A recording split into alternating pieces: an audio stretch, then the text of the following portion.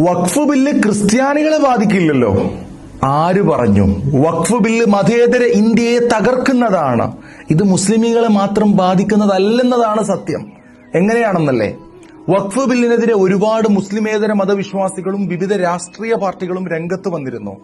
എന്നാൽ ഈ ബില്ലിനെ പാർലമെന്റിൽ അനുകൂലിക്കണമെന്ന് ചില ക്രൈസ്തവ പുരോഹിതന്മാർ ജനപ്രതിനിധികളോട് ആവശ്യപ്പെട്ടത് വാർത്തകളിൽ കണ്ടിരുന്നു. ബില്ല് സഭയിൽ പാസാക്കിയപ്പോ കാസയെ പോലുള്ള ചില ക്രിസംഗികൾ ആഘോഷിക്കുകയുമുണ്ടായി. എന്നാൽ ഈ കൈയടിച്ച ക്രൈസ്തവർ തിരിച്ചറിയാത്തൊരു സംഭവം അന്ന് പാർലമെന്റിൽ ഹൈബി ഈഡൻ MP ഉണർത്തിയിട്ടുണ്ടായിരുന്നു. വഖഫ് ബില്ലിന് പിന്നാലെ ചർച്ച് ബില്ലും വരും. അങ്ങനെ BJP സഭയുടെ സ്വത്തുക്കളിലും കൈകടത്തും. അദ്ദേഹം ഉണർത്തിയ വാക്കുകളെ സത്യപ്പെടുത്തും വിധമാണ് പാർലമെന്റ് വഖഫ് ബില്ല് ചർച്ച ചെയ്യുന്ന ദിവസം RSS മുഖപത്രം ഓർഗനൈസറിന്റെ ഓൺലൈൻ എഡിഷനിൽ പ്രത്യക്ഷപ്പെട്ട ഈ ലേഖനം. കേന്ദ്ര സർക്കാർ കഴിഞ്ഞാൽ ഏറ്റവും കൂടുതൽ ഭൂസ്വത്തുക്കൾ സ്വന്തമായുള്ള കത്തോലിക്ക സഭയുടെ കയ്യിലുള്ള സ്ഥാപന വിവരങ്ങൾ ഉൾപ്പെടെ ലിസ്റ്റ് ചെയ്ത ആ ലേഖനത്തിൽ പറയുന്നത് വിദ്യാഭ്യാസ സ്ഥാപനങ്ങളും ആതുരാലയങ്ങളും ആരംഭിച്ച് ക്രിസ്ത്യൻ മതത്തിലേക്ക് ആളുകളെ ആകർഷിപ്പിച്ച് മതം മാറ്റുന്നു എന്നാണ്. 2019 വന്ന the Kerala church properties and institution bill 2019 എന്ന പേരിൽ കേരള നിയമപരിഷ്കാര കമ്മീഷൻ തയ്യാറാക്കിയ ഒരു റിപ്പോർട്ടുണ്ട്. 2009 ജസ്റ്റിസ് VR കൃഷ്ണയ്യർ കമ്മീഷൻ തയ്യാറാക്കിയ ചർച്ചിന്റെ കരട് ബില്ലിൽ നിന്നാണ് ഈ ആശയം വരുന്നത്.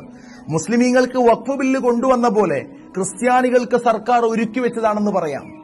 2019 ചർച്ച് ബില്ലിനെതിരെ ന്യൂനപക്ഷങ്ങളുടെ ലംഘനമാണെന്ന് പറഞ്ഞ് കത്തോലിക്ക സഭ പ്രതിഷേധം നടത്തിയിരുന്നു.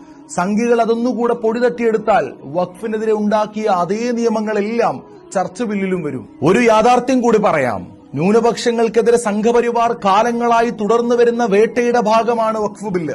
സംഘപരിവാർ എന്നും മുസ്ലിമീങ്ങൾക്കെതിരെയാണ് തുടങ്ങിവെക്കുക. പിന്നീട് അത് മറ്റുള്ളവരിലേക്കും വ്യാപിപ്പിക്കും. വേണമെങ്കിൽ ഓരോന്നായി എടുത്തു നോക്കൂ. ബീഫിന്റെ പേര് പറഞ്ഞ് മുസ്ലിം വീടുകളിൽ കയറി അക്രമം നടത്തി തുടങ്ങിയവർ ഏറ്റവും ഒടുവിൽ മണിപ്പൂരിൽ എന്ത് ചെയ്തു എന്ന് ക്രൈസ്തവ നേതാക്കൾക്കറിയാം. മുസ്ലിം പള്ളികൾക്ക് നേരെ അക്രമം അയച്ചുവിട്ടവർ പിന്നെ പോയത് ചർച്ചുകൾക്ക് നേരെ അക്രമവുമായാണ്. മുസ്ലിം പള്ളികളിൽ ശിവലിംഗവും മറ്റും തേടി ഇറങ്ങിയവർ പിന്നെ പോയത് ക്രിസ്ത്യൻ പള്ളികളുടെ മണ്ണിനടിയിൽ നിന്ന് കിട്ടിയ ക്ഷേത്രാവശിഷ്ടങ്ങൾ തേടിയാണ്. നമ്മൾ ഇന്ത്യക്കാരാണ്. ജനാധിപത്യ മതേതര രാജ്യത്തിന്റെ ഐക്യവും സൗഹൃദവും സൂക്ഷിക്കാൻ നമ്മൾ എന്നും ഒരുമിച്ച് നിൽക്കണം. വഖഫും ചർച്ച് ഭൂമികളും ദേവസ്വം ബോർഡും എല്ലാം ഈ നാട്ടിൽ നീതിയുടെ പേരിൽ മുന്നോട്ടു പോകണം. അതിൽ മറ്റൊരാൾ കയറി നിരങ്ങാൻ നമ്മൾ അനുവദിക്കരുത്.